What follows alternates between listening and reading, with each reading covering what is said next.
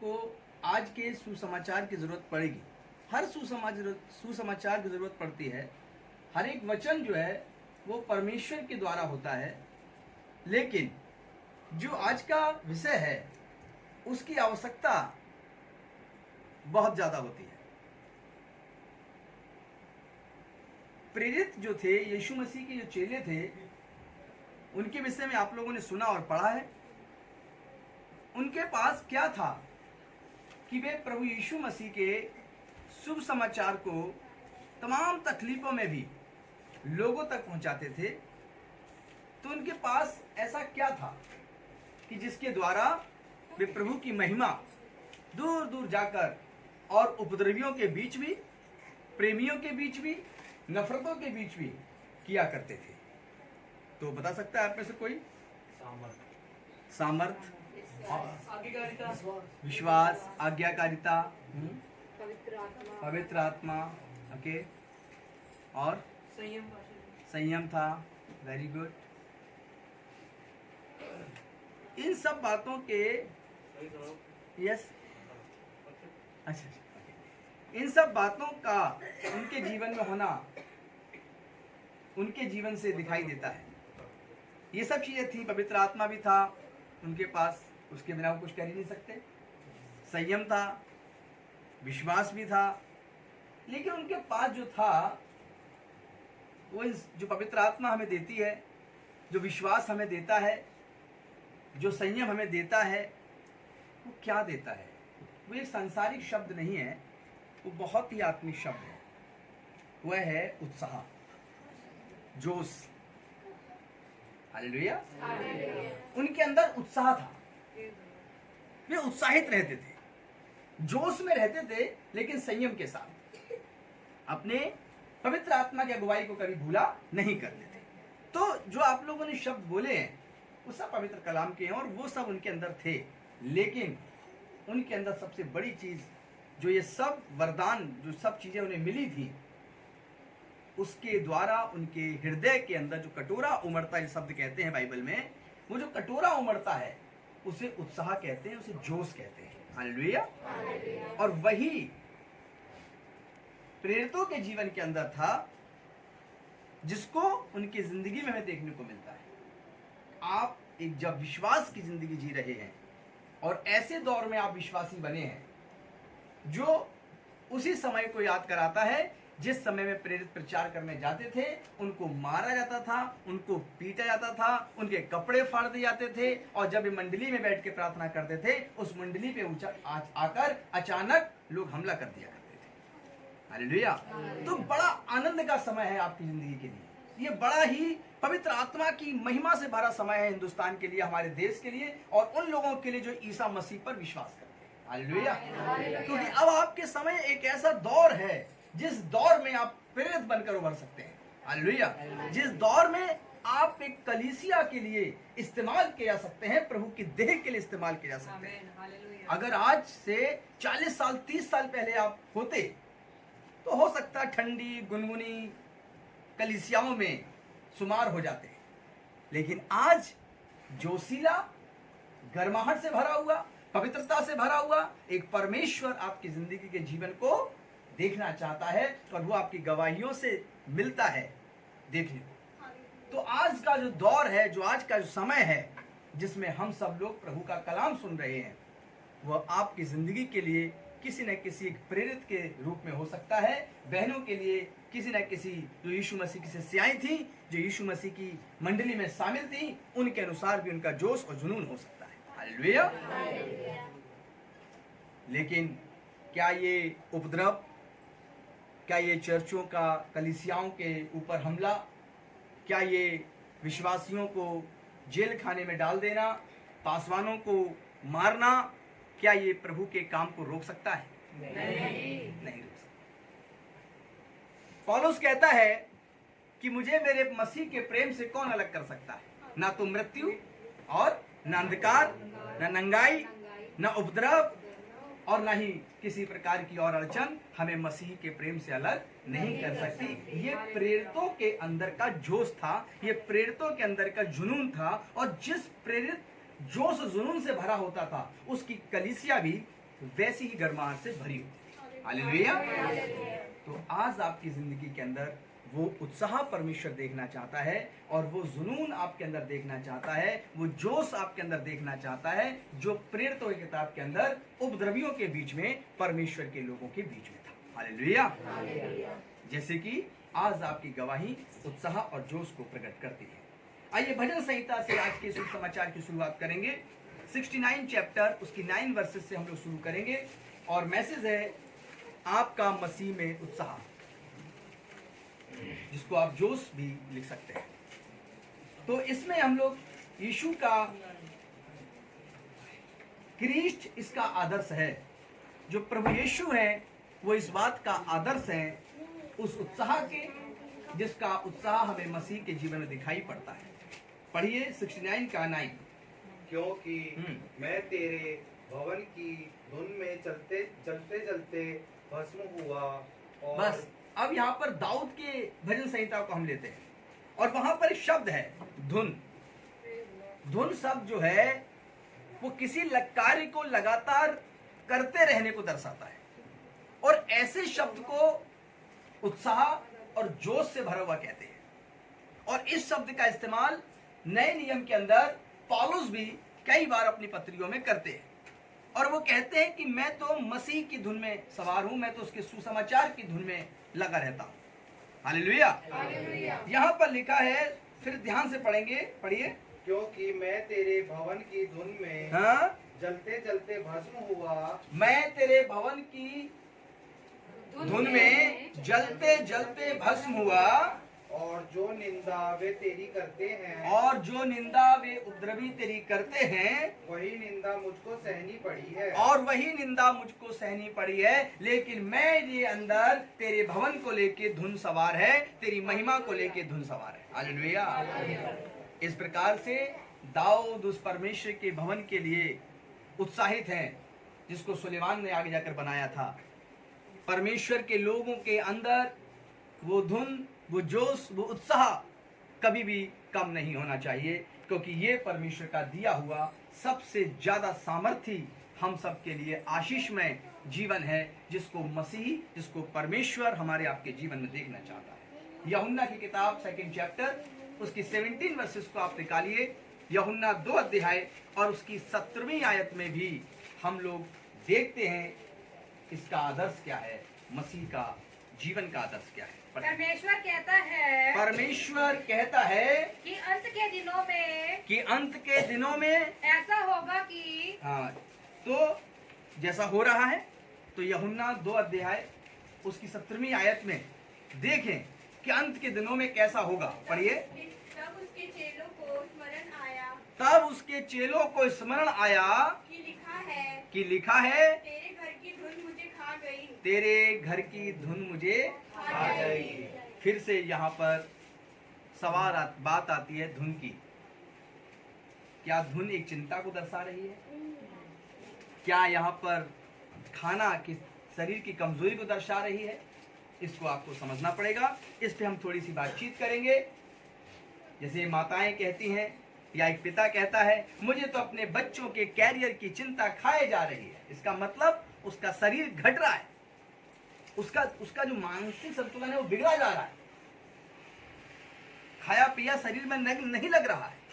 लेकिन यहाँ पर जो ये शब्द आ रहा है, ये अपने बच्चों की चिंता के लिए नहीं है, ये माता पिता की चिंता के लिए नहीं है, ये धन की चिंता के लिए नहीं है। ये शब्द जो आ रहा है, ये परमेश्वर के भवन के लिए आ रहा है, ये परमेश्वर के देह के लिए आ रहा है, क्योंकि कलीसिया शब्द प्रभु यीशु के देह को प्रेरित करता है, उसकी बात को इंगित करता है। हालेलुया।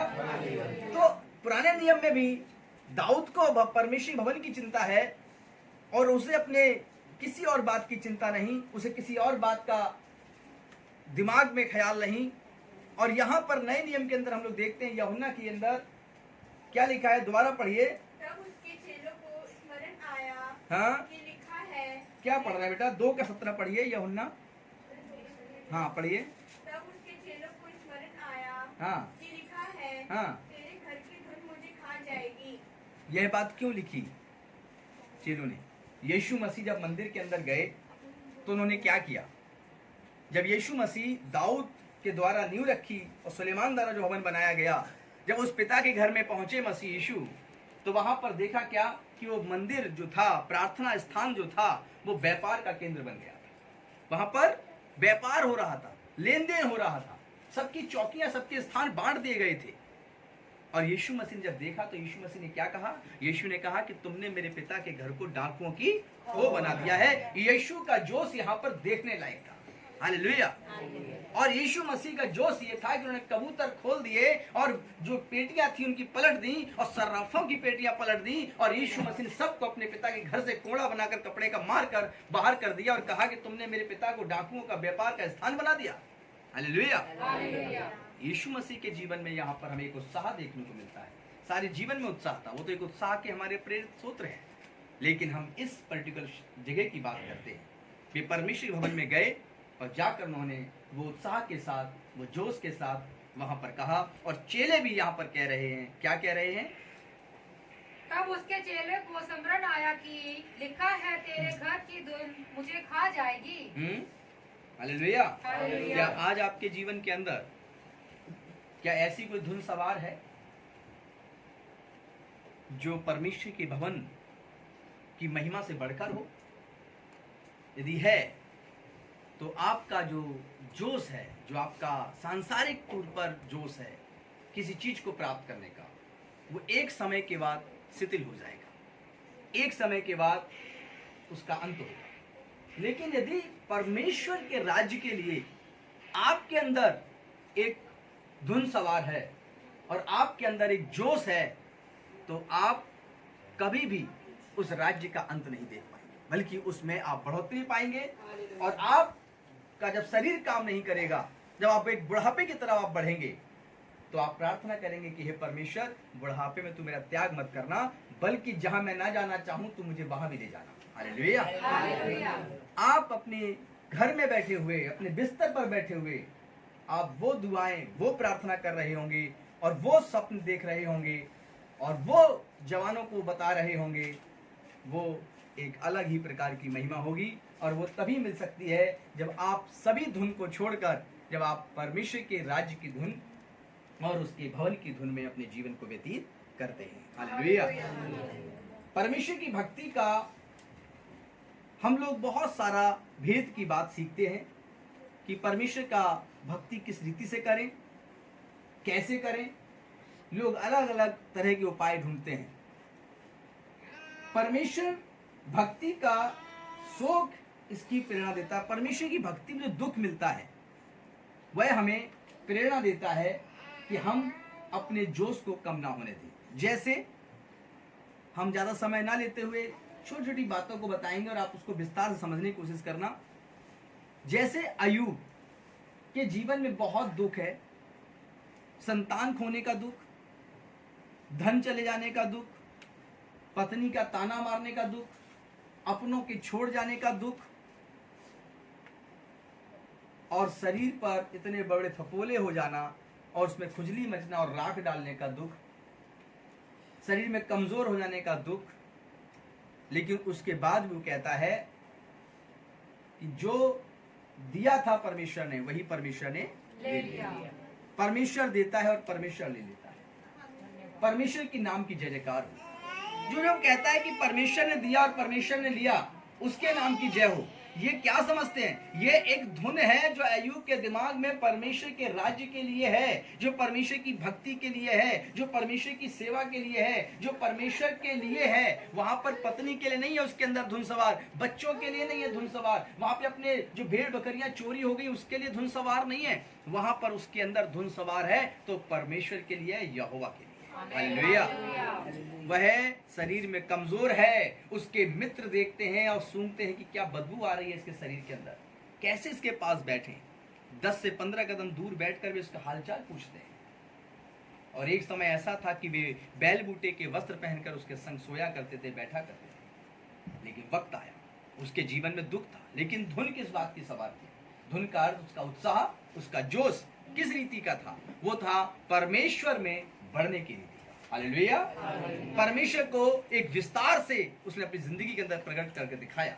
आज मेरे प्रिय लोगों, आप जिस दौर में हैं और कलीसियाएं जिस दौर में यहाँ पर पूरी दुनिया में चल रही हैं पवित्र आत्मा के द्वारा, वहां पर पवित्र आत्मा एक ही चीज आज आपको देना चाहता है, सब वरदानों के बीच में, कि आप सब कुछ प्राप्त करें। जितने प्रकार के वरदान हैं आपको दिए जाएंगे, लेकिन उन सब का एक ही काम होता है कि आप परमेश्वर के उत्साह से, परमेश्वर की धुन से, परमेश्वर के राज्य के जोश से कभी अपने आप को अलग ना करें। Hallelujah, hallelujah.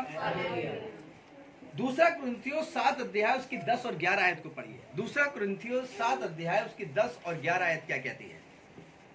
क्योंकि परमेश्वर भक्ति का शोक, क्योंकि परमेश्वर भक्ति का शोक और ऐसा पश्चाताप उत्पन्न करता है, परमेश्वर भक्ति का शोक और ऐसा पश्चाताप उत्पन्न करता है जिसका परिणाम उद्धार है। हालेलुया।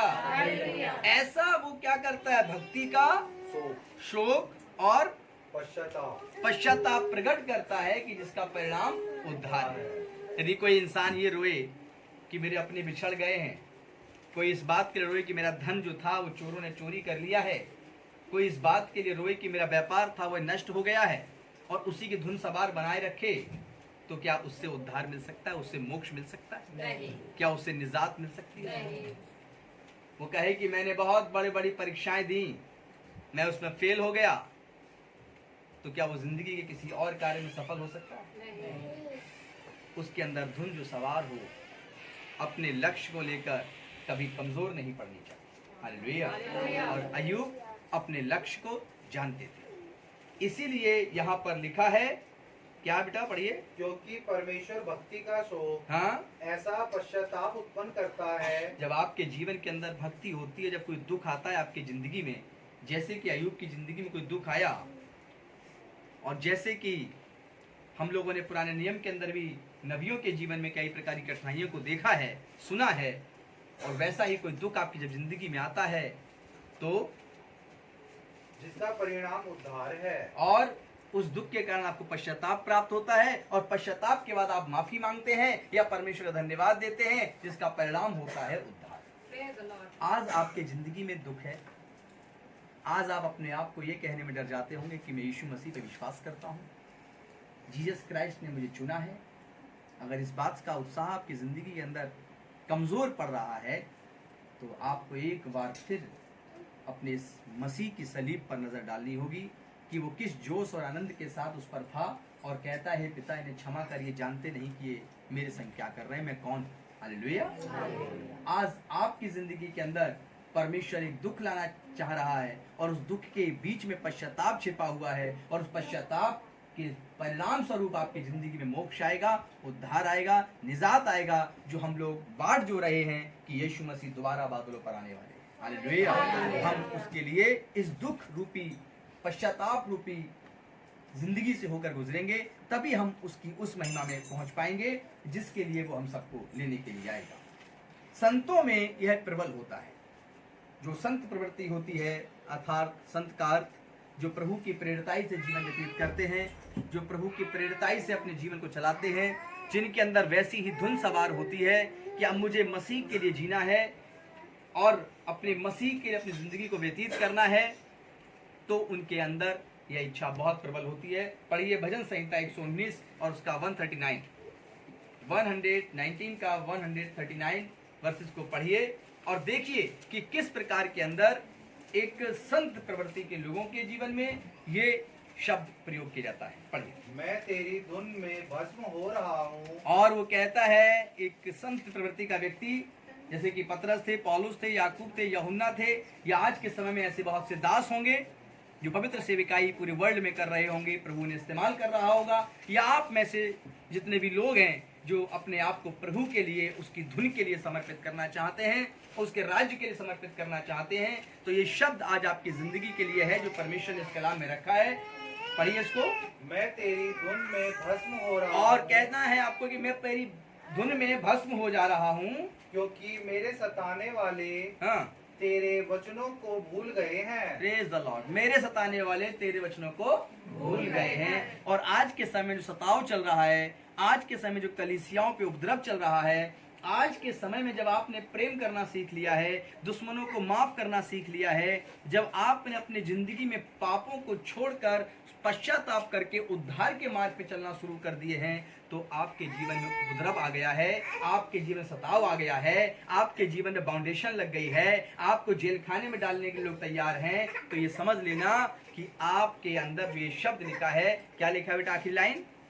क्योंकि मेरे सताने वाले तेरे वचनों को भूल गए हैं। तो आप एक ही बात कहना कि जो आज मुझे तेरे नाम के कारण सता रहे हैं, वो तेरे ही परमेश्वर वचनों को भूल गए हैं। हे सृष्टिकर्ता, तेरे ही राज्य का जीवन उनके जीवन से अलग हो गया है। हालेलुया। यह प्रवृत्ति किसके अंदर होती है? ये जो जीवन है, जो ये शब्द है, ये किसके अंदर होता है? ये वचन किसके जीवन में होना चाहिए? ये हर एक मसीह व्यक्ति के जीवन में ये होना चाहिए कि उसके जीवन की बुलाहट हो, और वो बुलाहट होनी चाहिए कि परमेश्वर के जोश, परमेश्वर के उत्साह में रहने की, और हमेशा इन दुखों को जो चारों तरफ से मंडरा रहा है, उन दुखों में अब अपने आप को उठाकर ऊपर खड़ा करें। आइए, दूसरों के भले कार्यों में आपकी उत्सुकता कैसी होती है? क्या आज आप भलाई करना चाहते हैं? तो क्या आप कहेंगे ना? क्या कहेंगे? तो भलाई करने के लिए मान लीजिए कि एक व्यक्ति है जिसके पास शाम का खाना नहीं है, और आपको पता लग गया है कि मुझे शाम को उसे 2 वक्त शाम को उसे रोटी देनी है, भोजन देना है, तो क्या आप लोग उसे रोटी शाम को देने जाएंगे? पता लग गया कि अगले दिन सुबह भी सुबह खाना नहीं है, तो देने जाएंगे? देने जाएंगे। हालेलुया, प्रभु आपको आशीष दे। लेकिन आपके पड़ोस में एक व्यक्ति और है जिसका बच्चा नशे में चला गया है, जिसकी बेटी का जीवन तमाम प्रकार के क्रोध, भय, डर से भर गया है, उस घर में अशांति है, तो क्या आप उस घर के अंदर उसको जीवन की रोटी देने जाएंगे? 2 लोग यहाँ पर बैठे हैं, एक तरफ वो है जिसके घर में खाना नहीं है, रोटी, और एक वो घर है जिसके अंदर घर में बिखराव आ चुका है, नशा घुस चुका है, व्यभिचार घुस चुका है, व्यसन घुस चुका है, आपस में बिदात पीसते हैं, और डेली उस घर से लड़ाई झगड़ों की आवाजें आती हैं। आपके सामने एक ही भूखा दिख रहा होगा कि उसको रोटी खिला दे, लेकिन आपको यह भी भूखा दिखना चाहिए जिसके पास परमेश्वर का वचन ही नहीं है, जिसके पास जीवन की रोटी नहीं है, जो यीशु मसीह ने कहा था, जीवन की रोटी मैं हूं। अब आप इन दोनों घरों की तरफ देख रहे हैं, इधर भी जाऊं इधर भी जाऊं, लेकिन सामने एक घर है जो उपद्रवी का घर है, जो मसीह के विरोधी का घर है, जो सिर्फ इस ताक में लगा हुआ है कि कौन यीशु मसीह के नाम से प्रार्थना कर रहा है, इसी काम से लगा रखा है। अब आप सोच रहे हैं कि यार इसको तो रोटी दे आऊंगा, लेकिन इसको मैं प्रभु के गीत कैसे सुनाऊं, इसको प्रभु के बारे में कैसे बताऊं? पता लग जाएगा लोगों को। आप चुपचाप पास्टर जी को फोन करते हैं, बताते हैं पास्टर जी आप ही चले आओ, मेरा नाम मत लेना। तो क्या आप जोशीले हैं? पवित्र आत्मा है आपके अंदर? क्या उत्साह है आपके अंदर? यही तो उत्साह की जरूरत है जो प्रेरितों के अंदर हो सकता है, आपके अंदर नहीं है। हालेलुया। इस संसार के लोग जो आज पाप और गुनाहों में पड़े हैं, वे भी भूखे हैं, उनको आत्मिक रोटी की जरूरत है, जो यीशु ने कहा था कि मैं रोटी वो हूं जो स्वर्ग से उतरी हूं। हालेलुया। ताकि तुम्हारी भूख को मिटाने के लिए मैं मारा गया, कूटा गया और तुम्हारे लिए तैयार किया गया। आज उस उत्साह की जरूरत है और वो जोश की जरूरत है जो परमेश्वर ने अपने चुने हुए लोगों को सिर्फ दिया है और किसी को नहीं दिया। हालेलुया।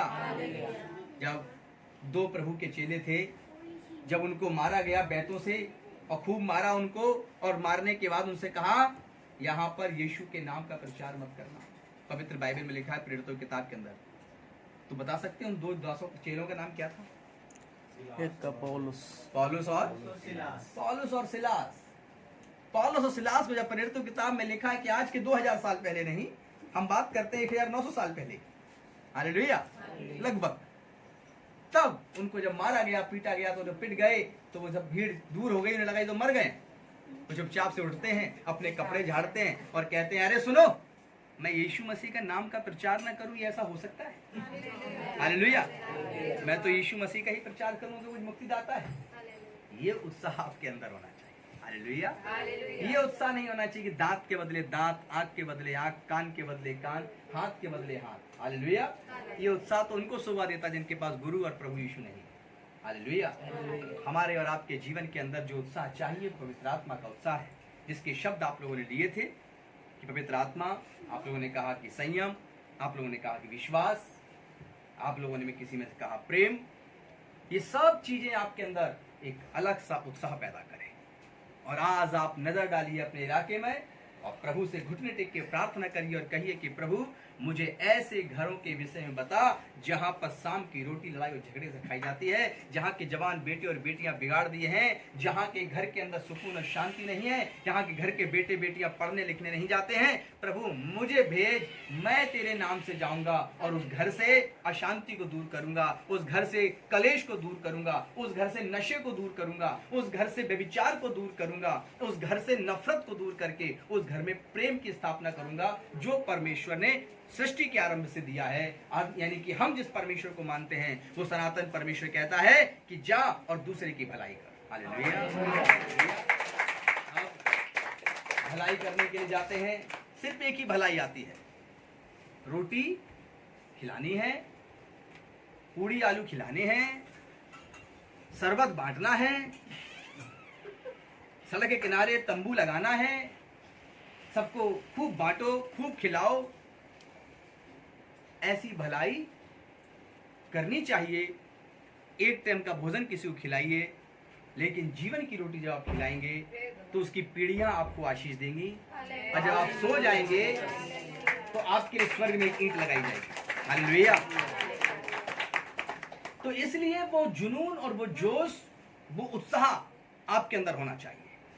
हालेलुया। जब कोई नफरत से कहे कि यीशु मसीह पर विश्वास करते हैं, तो आप उत्साह से कहें हालेलुया, प्रेज द लॉर्ड, हम करते हैं। जब कोई आपसे कहे कि क्या है तुम्हारे मसीह, तो आप कहें जीवन की रोटी है हमारे मसीह। हालेलुया। वो पूछने की गलती कर बैठे कि यीशु कौन है, आप उसके 15 मिनट इस बात के ले लें कि यीशु मसीह ये है, और फिर वो आपसे कहे रुक जाओ भैया, फिर बाद में पूछेंगे। हालेलुया। हालेलुया। और ये हर एक विश्वासी के जीवन में ऐसी गवाही होनी चाहिए, और जो YouTube पर सुने उनके जीवन के अंदर भी ये प्रेरिताई और ये उत्साह होना चाहिए। तब आपकी गवाहियां आपके जिंदगी के अंदर आशीष लेकर आएंगी। आइए हम लोग और आगे बढ़ें और थोड़े से वचन को और चल के देखेंगे। रोमियो की किताब के अंदर, रोमियो की पत्री के अंदर 12 चैप्टर उसकी 11 वर्सेस को पढ़ेंगे कि यहाँ पर एक और धुन है जिसे आत्मिक धुन कहते हैं, और उस धुन को मैंने बताया कि बाइबल के अंदर जोश और उत्साह के रूप में जाना जाता है।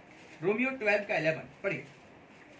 प्रयत्न करने में आलसी ना हो, और आप सब लोग इस भलाई के काम करने के लिए अपने जीवन के अंदर आलसी ना हो, आत्मिक उन्माद में भरे रहो, और आत्मिक उत्साह में, आत्मिक आनंद में भरे रहो, प्रभु की सेवा करते रहो। प्रभु की सेवा करते रहो। यहाँ लिखा आत्मिक उन्माद, यह आत्मिक आनंद को दर्शाता है। आत्मिक आनंद क्या है? एक बार जब आप आत्मिक आनंद में भरे हो, मुझे नहीं पता कि आपकी जिंदगी में वो एहसास हुआ कि नहीं हुआ है, लेकिन मेरी जिंदगी में हुआ है और हमेशा होता रहता है कि जब मैं आत्मिक उन्माद में होता हूँ और सामने वाला कोई नफरत और द्वेष में भरा होता है, तो मैं अंदर अंदर एकदम स्माइलिंग फेस और एकदम से बढ़िया, ना कोई चिंता ना कोई फिक्र रहती है। तो ये जीवन जो महसूस करता हूँ तो सामने वाला और क्रोध में बढ़ जाता है। हालेलुया। तो सोचता मुझ पे हंस रहा है, वो और अपनी गुस्सा आप में ट्रांसफर करना चाहता है।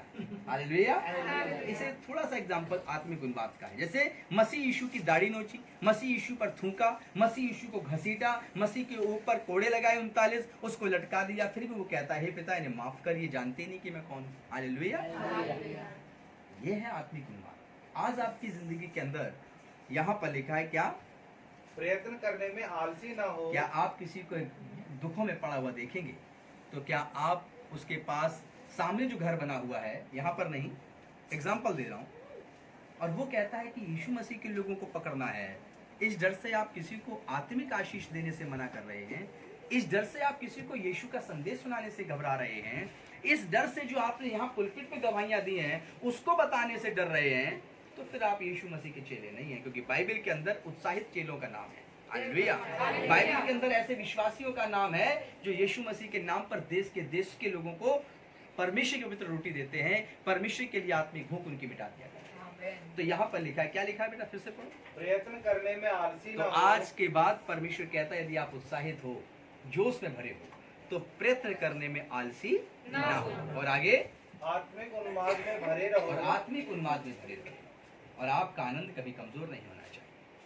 अब आत्मिक उन्माद कैसा? आपने कहा यस, मेरे जीवन के अंदर प्रभु ने बहुत से काम किए। अब कोई ने बताना शुरू किया, किसी ने आपके पास कि हमारे घर में ये दिक्कत, आप घर ने कहा हमारे घर में दिक्कत, आपने कहा आपको याद आ गया मेरे घर में ये दिक्कत, मेरे जीवन में ये कमी है, मेरे पास भी ये प्रॉब्लम है। अच्छा, सामने वाली कली से तोड़ दी थी, वहां ऐसा कर लिया था। ये कैसा आनंद है? ये तो आनंद है ही नहीं। आपको शोक दिया है परमेश्वर, उसी टाइम कुछ मत करिए। अगर आपके अंदर आत्मिक उन्माद नहीं है, यदि आपके अंदर आत्मिक स्थिति मजबूत नहीं है, घुटने टेकिए। अभी वचन पढ़ा था, शोक, शोक से पश्चाताप, पश्चाताप के बाद उद्धार प्रकट होता है। हालेलुया। शोक से ही पश्चाताप उत्पन्न होता है, और पश्चाताप जब हो जाता है तो उद्धार प्राप्त हो जाता है। और जब उद्धार पाया हुआ व्यक्ति होता है, वो उत्साह में भरा होता है, जोश में भरा होता है। जैसे कि पौलुस, जब पौलुस कलीसियाओं को सताने वाला था, ये पौलुस क्या करता था? मसीह मंडली को देखकर उसे मारता था और उसे बंदी बनाता था। और यही पौलुस क्या बन गया? जब यीशु मसीह का भक्त बन गया तो वो किसी से नहीं डरता, उसको एक ही धुन सवार होती है। आज आपकी जिंदगी के अंदर क्या आपको ये विश्वास है कि यीशु मसीह उद्धार करता है? क्या आप विश्वास करते हैं कि यीशु मसीह उसी पिता परमेश्वर के बारे में बताने आया है जो सनातन परमेश्वर है? हालेलुया।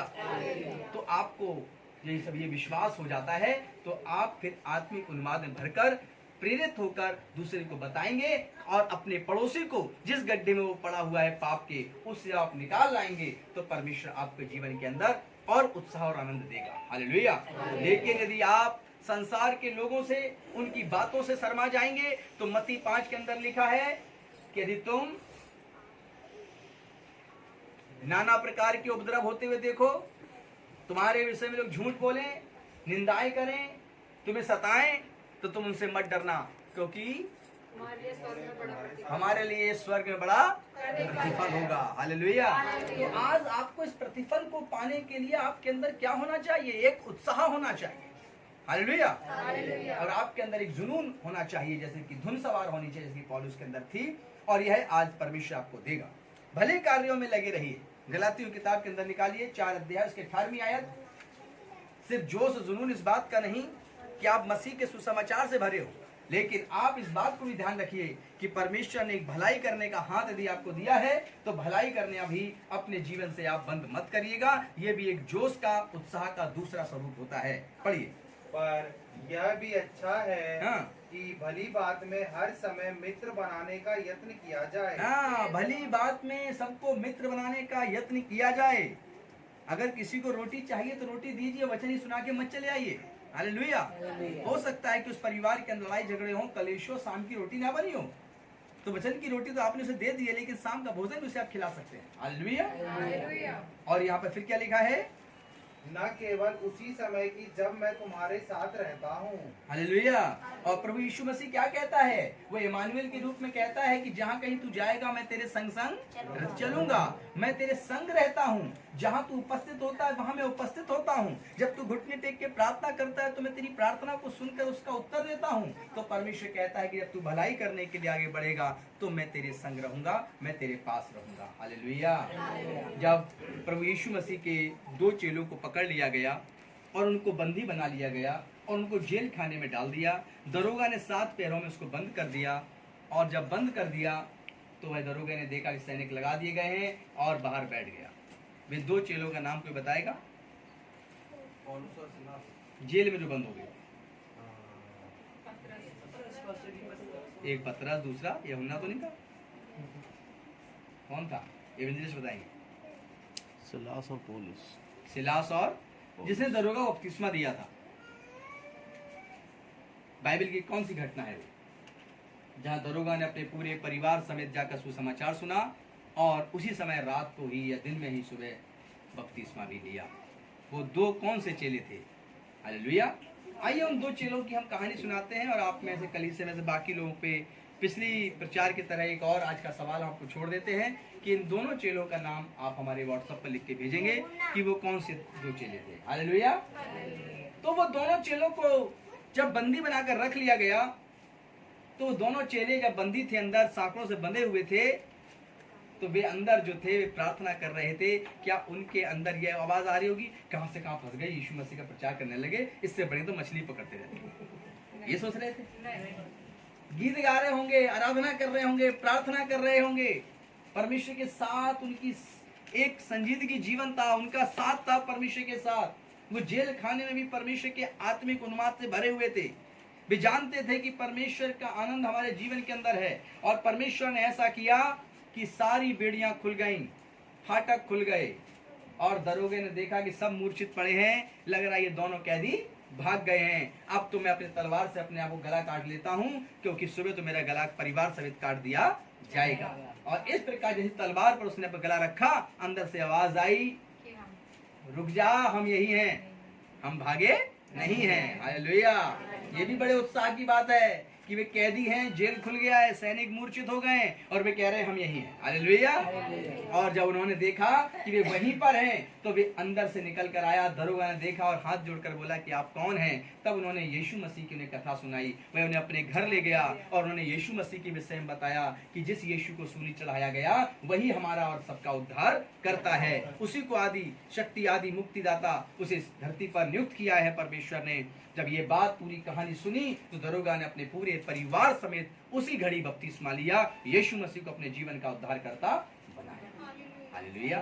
यदि वो पकड़ा नहीं जाता, वो दोनों चेले तो जेल नहीं जाते, और जब जेल में नहीं जाते तो वहां दरोगा का बपतिस्मा नहीं होता। तो मेरे प्रिय लोगों, जब सताव आता है किसी पासवान के ऊपर, किसी कलीसिया के ऊपर, तो उसमें से किसी ना किसी का बचना तय होता है।